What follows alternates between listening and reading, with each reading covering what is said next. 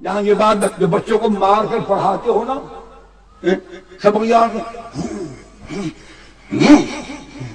رن کو کھلے کھا کے ہیں بوڑھے نہیں تو کیوں مرے نہیں چبلا ڈمنا.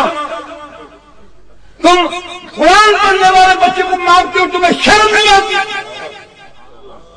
قرآن پڑھنے والے بچے کو مارتے ہو. نبی نے کیوں نہیں مارا؟ ابو بکر نے کیوں نہیں مارا؟ عبداللہ بن مسعود نے کیوں نہیں مارا؟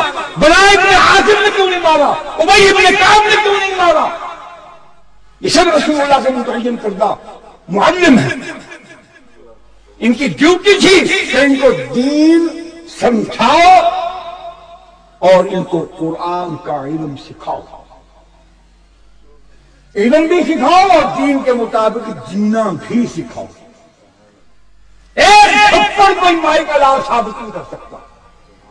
تم قرآن اور دین پڑھنے والے بچوں کو مارتے ہو، ان میں احساس کمتری پیدا ہو، ان کی صلاحیتیں سلب ہو جاتی ہیں، ان میں ہمت اور جرأت ختم ہو جاتی ہے، ان کے اندر غصہ پیدا ہوتا ہے، چڑچڑے ہو جاتے ہیں، بات بات پر لڑتے ہیں.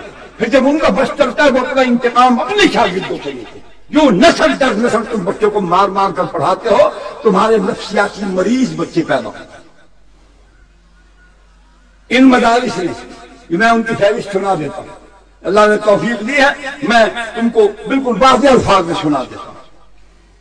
اللہ اکبر.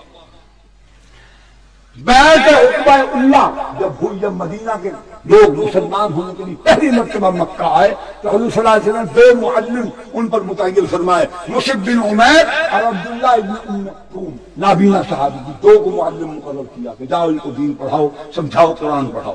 اہل یمن کے لیے حضرت موت کے لیے، اہل یمن کے لیے معاذ بن جبل اور حضرت موت کے لیے جندہ، یہ صحابی